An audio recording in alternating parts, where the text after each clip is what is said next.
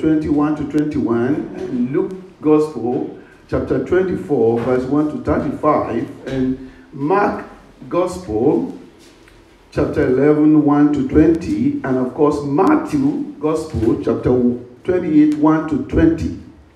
We see an account of what we are talking about. Amen. Amen. But the bottom line is that because the tomb cannot stop Jesus Christ, I can guarantee you today, because you are here, nothing can stop you. Amen. Even the conspiracy of the Sanhedrins, Pontius Pilate, how dumb and daft it could be. He thought by washing of hands, he was innocent. Hello? But in the court of law, when you say, what happened? You say you wash your hand and you are innocent, they will just laugh at you. It does not exonerate Pontius Pilate from the conspiracy.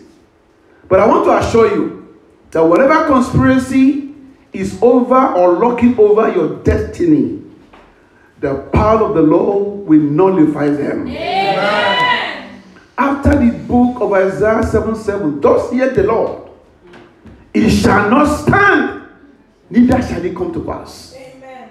I decree and declare in the name of the Lord of hosts, as we celebrate the Easter today, I decree in the name of the Lord that every conspiracy militating against your destiny, militating against your wellness, militating your goal against your glory, militating against your rising, it shall not stand, neither shall it come to pass. In the name of Jesus. So we saw an account there, and by the time Jesus Christ rose from the grave, from the tomb, one thing I will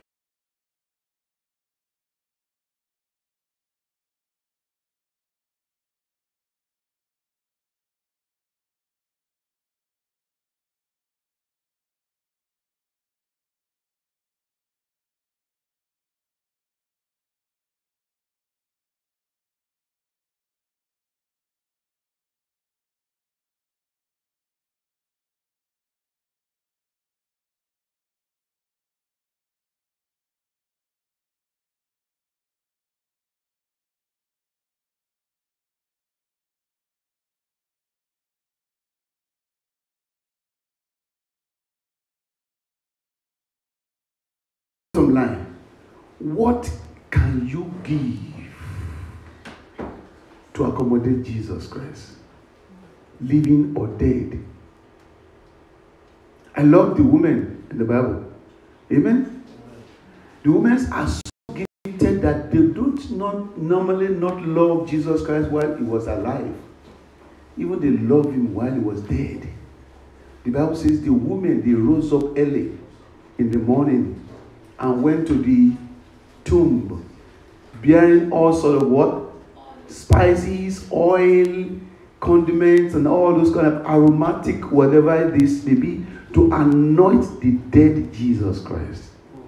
But because God saw their heart as they approached the tomb, somebody say as they approached the tomb, the Bible says they met the tomb empty.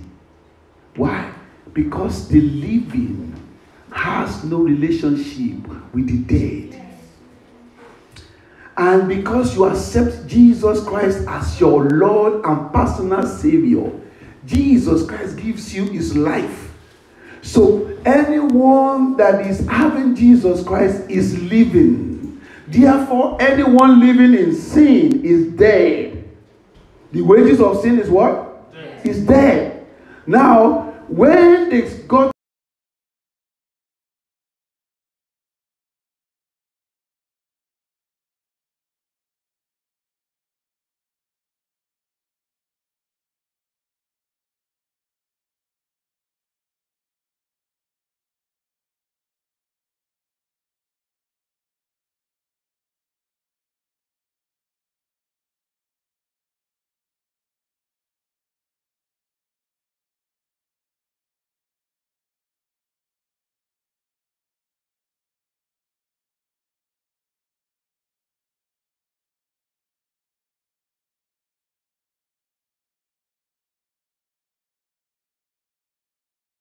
cover and hide. The Bible says disciples, they were hiding for fears of the Jews.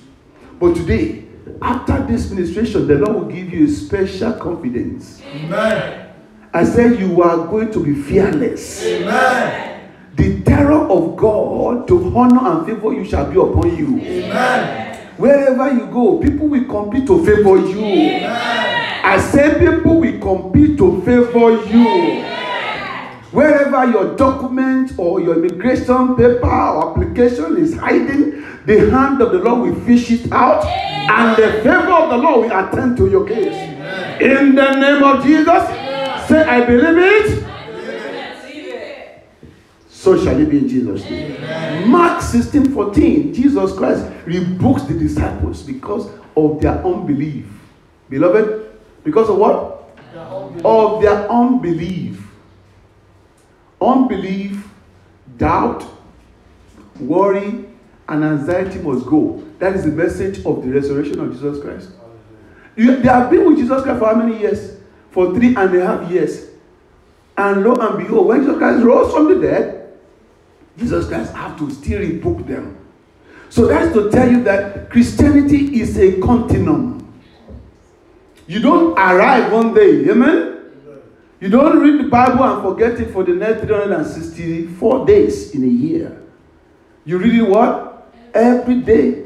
Because you don't know what? Something somewhere may be hiding or waiting for you. Jesus Christ, the first thing he did when he saw them, he appeared to them, right? But he rebuked them for their unbelief. Because their heart was hardened. Hello? Many times we hear the word of God. Great men and women of God preach to us. We watch it on the news. We watch it on the TV. We read books and we read journals. We come across people to encourage us and pray with us. Sometimes people pour anointing oil on our head. But still, unbelief is hiding there. Hardness of heart is hiding there. While we disciples live with Jesus Christ, he touched them. For 3.5 years, he touched them. They were living with Jesus Christ. They were not living with the prophet. They were living with the master himself.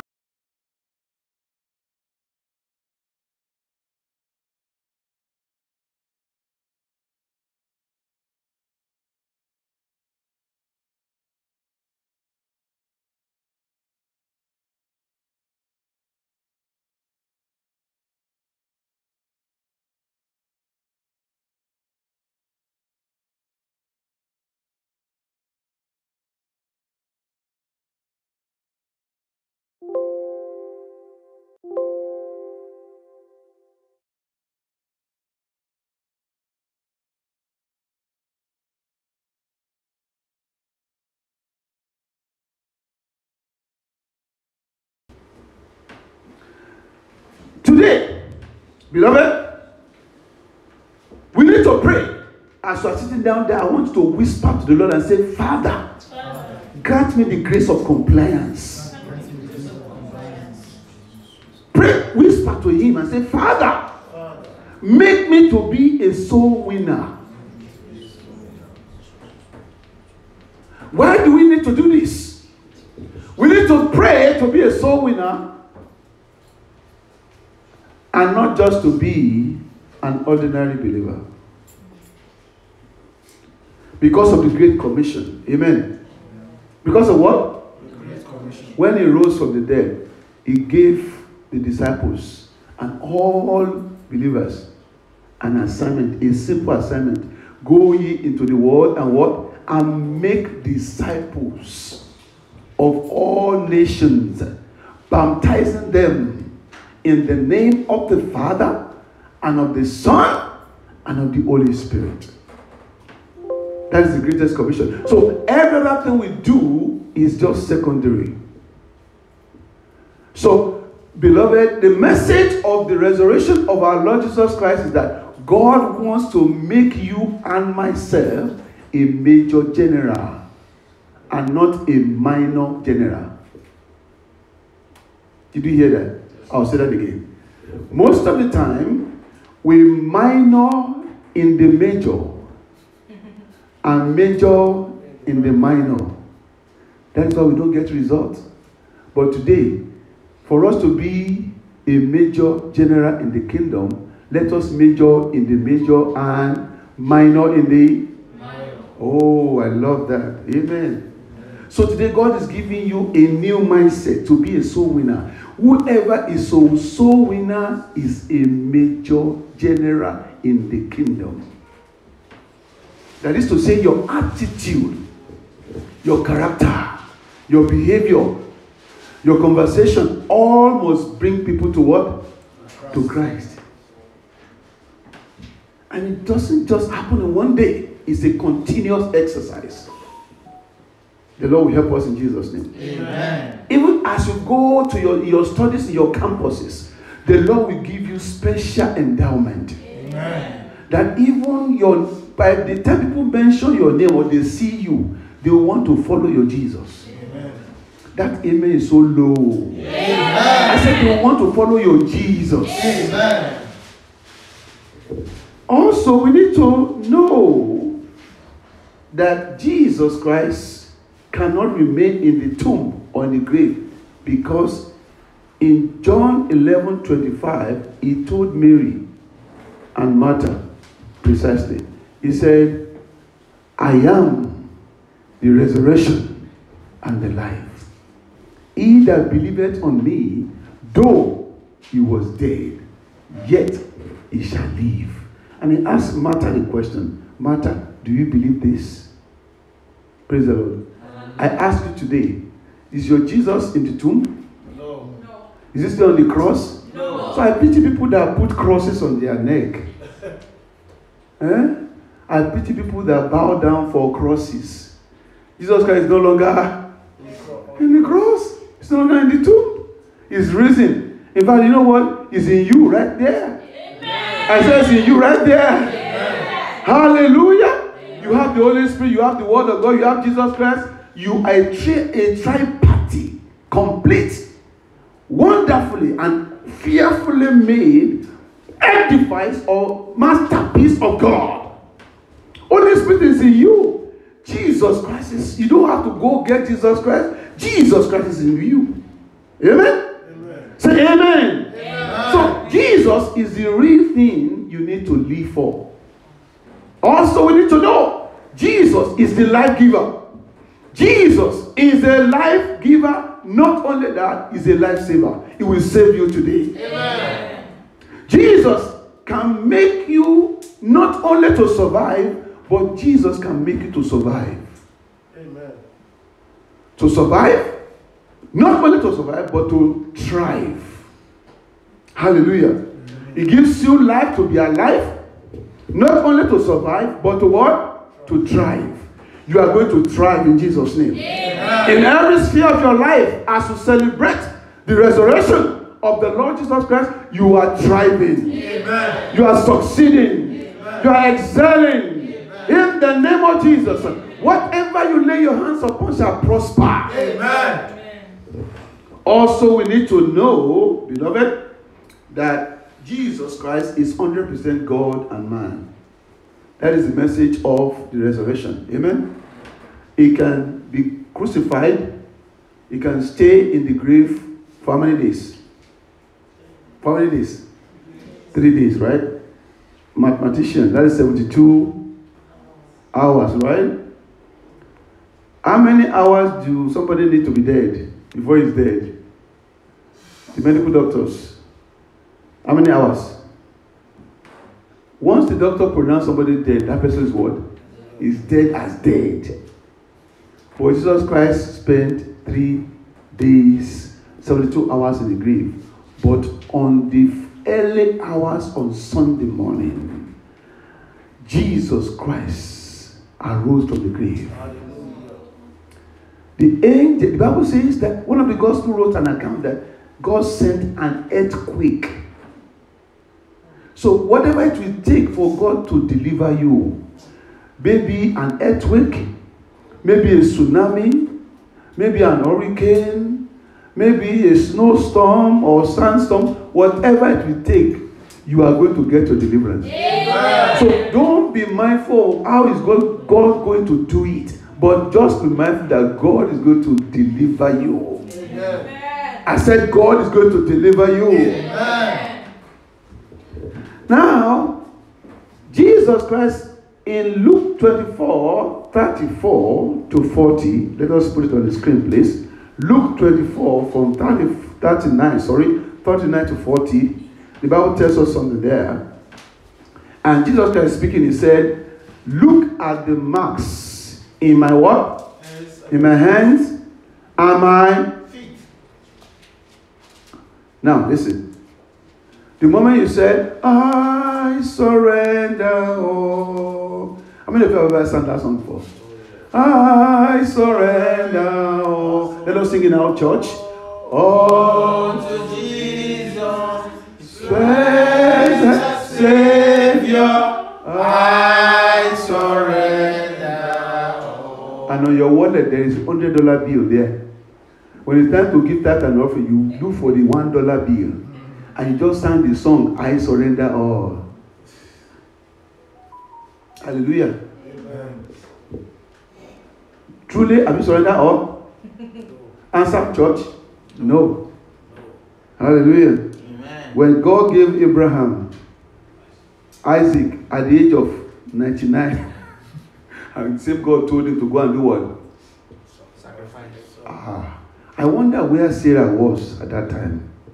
Because if Sarah knew that that was what Abraham was going to do, I'm sure he's going to show Father Abraham Pepe. He would not even allow it. But Abraham surrendered all, including the only son that he had. Today, God is not asking us to surrender all those things that, but He's asking us for one thing, our heart. Once He gets our heart, surrendering all to God, we what? It'll be easy. It's just like when those of us that are married, when we exchange vows and all those things, what we have succeeded in doing is that you are saying that everything that I have, I give it unto you, my spouse, beloved, and everything that you have, you give it unto when it comes to bank account. My money is my money. Your money is our money. Are they surrender all? No. No. That is one of the problems that we have problems. That's one of the areas that we have problems in the body of Christ. And that is why you see the men of God spend more time to settle dispute and quarrel because people have not surrendered all. Hello? They're supposed to spend more time in the Word of God and prayer, right? To begin to be the prime mover of the kingdom. But they settle more dispute and quarrel and counseling and do a lot of visitation and calling and all sorts of things because people have not actually surrendered all. Hello, for those of us that came from Africa, we are so blessed in Africa. Whenever our car do not start, we know how to do it to make it to start, right? Anybody can bear me witness? For those of us that are used to automatic, you may not know what I'm talking about. Amen. But we know how to get it started, right? Yeah. But when a car is up and running, do you push it to start it? Do you crank it to start it? The same thing when you surrender all your heart to God, giving God your money or your wallet or your intellect or your degree or your qualification or your beauty or even your smile, your charisma will not be a problem. God is calling you today. The message of the resurrection of Jesus Christ is to call us to order, to surrender all. Jesus Christ surrendered all on the cross. And He said, Father, forgive them, for they do not know what they do. Including the soldier that is nailing Him on the cross. Jesus Christ forgive the soldier. The one that pierced Him, Jesus Christ forgive him. Beloved, who is the person in your life that you find it very hard to forgive?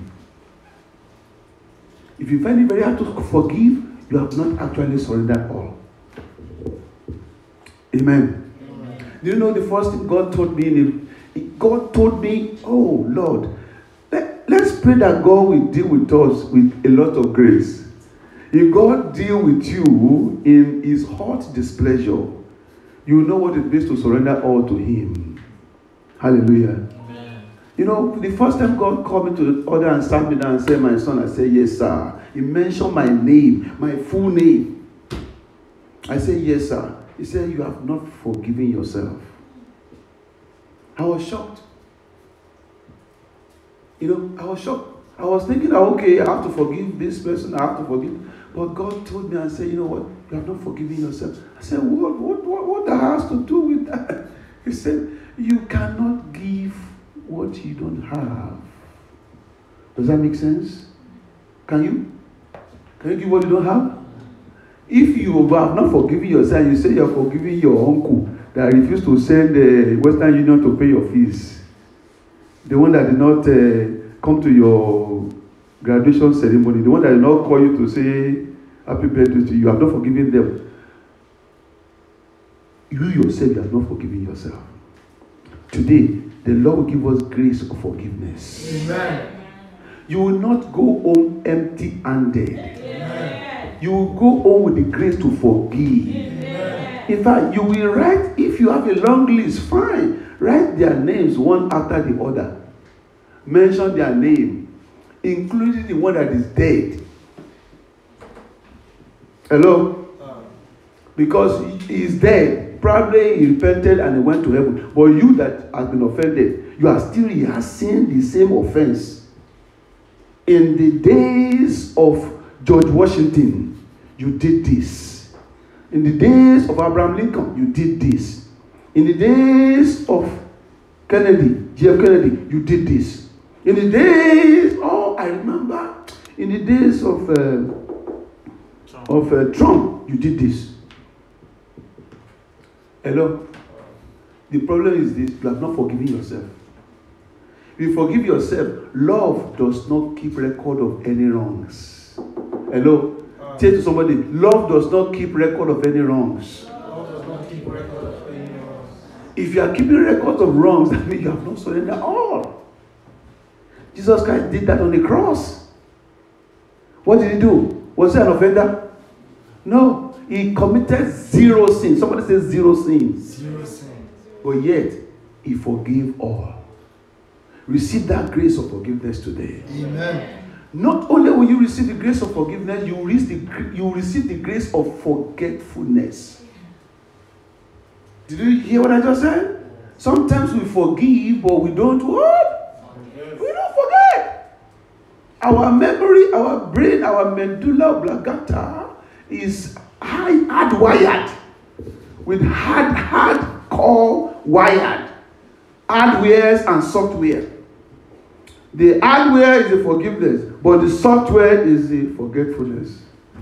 If you don't remove all those two, amen, the day you hear somebody mention the name of that individual that offended you, you will come back to the same status quo. That is why you need to pray for what? The grace of forgiveness and also the grace of forgetfulness. Move on. Somebody tell your neighbor and say, move on. Move on. Praise the Lord. Now, Jesus Christ came to demonstrate that he was 100% God and man. He showed them where he was crucified. The piercing of his hands and the piercing of his feet and his thighs to convince them. Not only that, he told them, he said, do you have food? Can a spirit eat food? Can a dead eat? Jesus Christ needed to convince them, to tell them that I am no longer dead, I am alive. Bring me food. And the Bible says they gave him broiled fish. Broiled what? Fish. So if you are frying your whole fish, you need deliverance. Praise the Lord. That's just a side talk. Anyway, they gave Jesus Christ what? Broiled fish. Broiled fish. There's a reason why the Bible put it there. Broiled. That means one of the good diets for us as believers is to make sure that our meat or fish are what? Broiled and not fried. How many of you agree with that? Okay, thank you. I have some people that agree with that. The Lord will help us in Jesus' name. Not only that, he sat down at the table and ate with them. Beloved, when I was reading that, something touched my heart. And that was it. And I asked myself a question. When was the last time an average American sat at the same table and ate as a family? When was the last time? Maybe only on Thanksgiving, when they are eating a giant turkey. Amen. Every other day, you see the husband and the wife, they communicate by piece of paper. Honey, I'm off to work. Honey, your food is in the fridge. Honey, attend to the children. Take the children for the games. They now turn fellowship. They substitute fellowship with mechanization. Hallelujah. No wonder love is not strong like before. Amen? We need to go back to the original status, where families will sit together and bless the Lord on over a meal and eat together. That was the template that Jesus was teaching us. You are my disciples, but as I go, learn how to what? To live together. And also, we need to understand God, Jesus Christ, being 100% God and man, also teaches us that the appearance of Jesus Christ will bring peace. So whenever you are in turmoil, whenever you feel a kind of uneasiness in your life or your environment, that is an indication that there is a vacuum. Jesus Christ is what? Is absent. Because the presence of Jesus Christ is what? We bring peace. Jesus is the Prince of Peace. So when you say you have Jesus, what are you supposed to have? Peace. You are the son. You are the son and daughter of Jesus. So peace should follow you. You should be a carrier of his peace. You should be a carrier of his presence. So today, receive the grace of peace in Jesus' name. Amen. Receive the grace to live peacefully.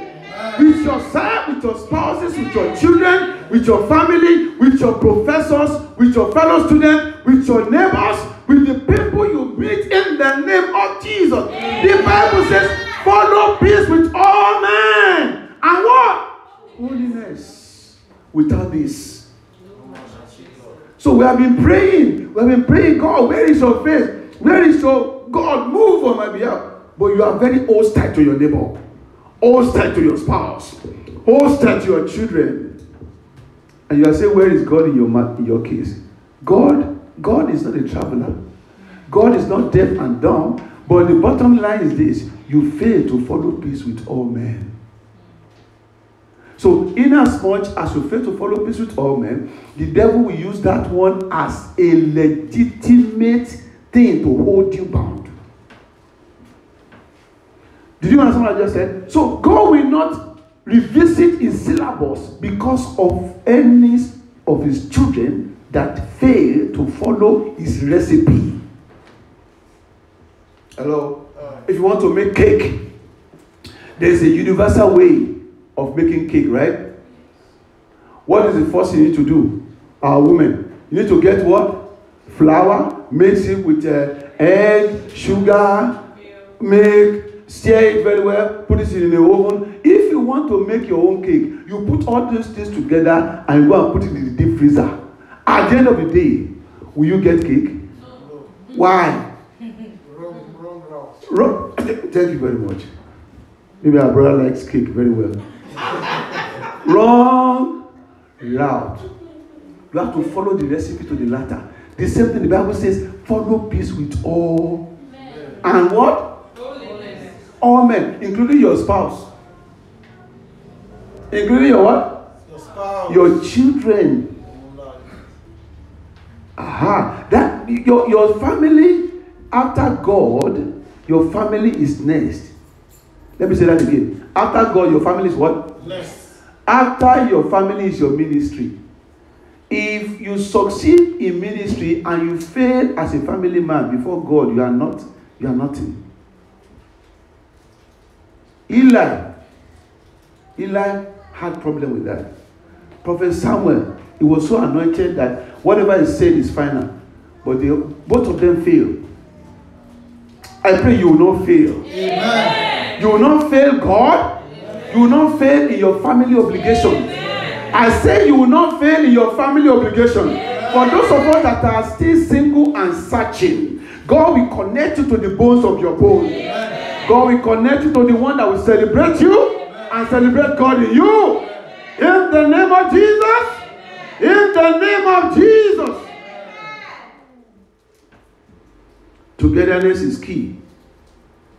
Also, we need to understand that Jesus Christ is faithful to all his promises. Not to some, but all his what? Promises. You can trust him. You can rely on him. You can depend on him. You can rest on him. You can believe him. You can follow him. You can walk with him. You can partner with him. Hello? Aye. It will never fail. It's not like your NASDAQ and your Dow that is rising today and falling tomorrow. Jesus Christ is a constant. Somebody say Jesus Christ is a constant. Jesus Christ is a constant. Our Lord is not a variable. The same Lord, Jesus, in Africa is the same Lord in America. Go to Asia, Jesus is Lord. Amen. Go to South America, Jesus is Lord. Amen. Go to Australia, Jesus is Lord. What about if you go to the moon? Jesus is Lord. Go to planet, the red planet or the brown planet, so the call Mars. Jesus is Lord over there. There was one time that they wanted to deal with one of our generals in the world, of blessed memory, Archbishop Benson in the Hausa. They couldn't. All the witches in the Western region, Africa, could not deal with him. They took his case to Venus. Where? Venus. Venus. Where is Venus? Another planet. Another planet. Oh, wherever they are taking your case to, I decree in the name of Jesus, the Lord of hosts, Jesus Christ, will answer on your behalf. Amen. Wherever is putting together to conjure wickedness over you, whatever bad that says you will not excel, I release the fire of God over them. Amen. Let the fire of God fall upon them and consume them now. Amen. In the name of Jesus. They took the case of the man of God, Archbishop Benson, they also took to planet Venus. And they summoned the devil. The devil showed up in Venus. Because they couldn't deal with him on earth, they took the matter to Venus. And all the satanic lieutenants were there. And they now brought up the case of Archbishop Benson in the Hausa. And the moment they mentioned his name, for him to die on earth, one of the person that took the case to Venus happened to be a Christian. He became an evangelist. He was telling us what happened. Amen? Occultic man now in Christ. He was telling us what happened. Amen? By the time they mentioned the name of Archbishop Benson in the Hausa, the man said something like a ball of fire now appeared in Venus and landed where they were. And that was the end of the meeting. I decree in the name of Jesus Christ that whoever has taken your case anywhere to cause you sorrow, to cause you shame, as we celebrate Jesus Christ, the risen Lord, let the fire of God land upon that ultimate altar and consume it to the ashes in the name of Jesus. The man that spearheaded the mission to terminate the man of God was stranded in Venus. He could not come back. And the Lord told him and said, do you want to return to earth? He said, yes. Do you want to give your life to me? He said, no. Even was still very, very stubborn on Venus. After a while, he said, yes, I want to give my life to you. He accepted Jesus Christ in Venus. They have been preaching to him on earth. He couldn't get saved, converted. But in Venus, when he was stranded there, he couldn't come back to earth. He got saved and he became an evangelist. So I remember the word of God that thou prepares the table before me before the presence of my enemies. Thou anointed my eye. It all am I. God is giving you a cup that is running over. And every enemies that refuse to repent, that is against you, is either they leave earth for you or they repent. Did you hear that? Yes, sir. Some people will say over their dead body, will somebody prosper? And you say, okay, you said it, so shall it be. That means you are ready to die so that I can prosper. Right? So be it. If any witch or wizard say, over their dead body will you prosper? I say, you have said it. You have said it. You will surely die. And I will prosper. I decree in the name of Jesus Christ that you will not die, but you shall live and declare the works of the Lord in the land of the living.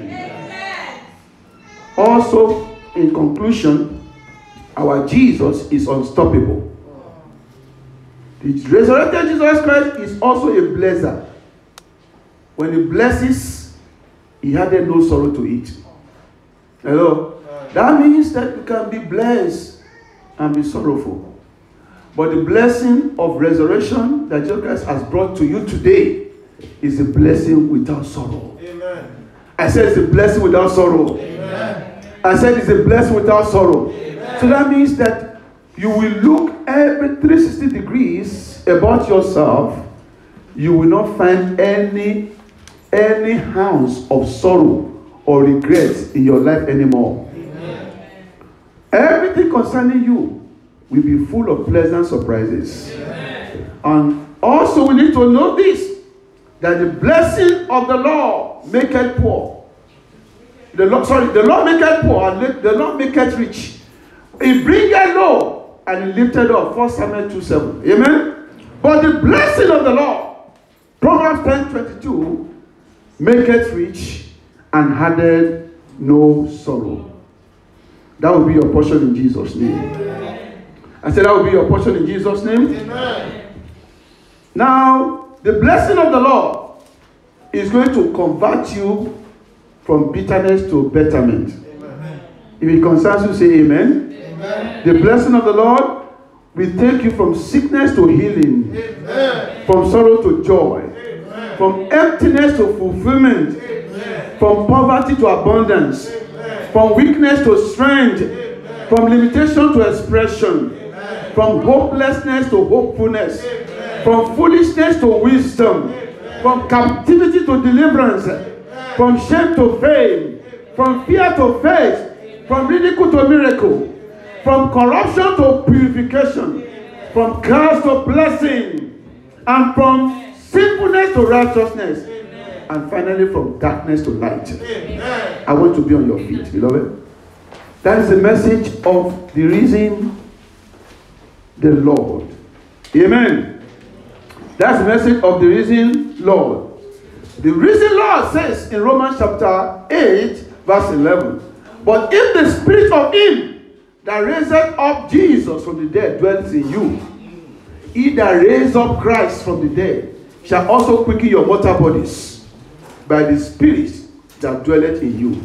Beloved, we need a divine quickening, divine awakening. We are going to lift up our voice and say, Father. Say, Father, Jesus Christ, Son of the living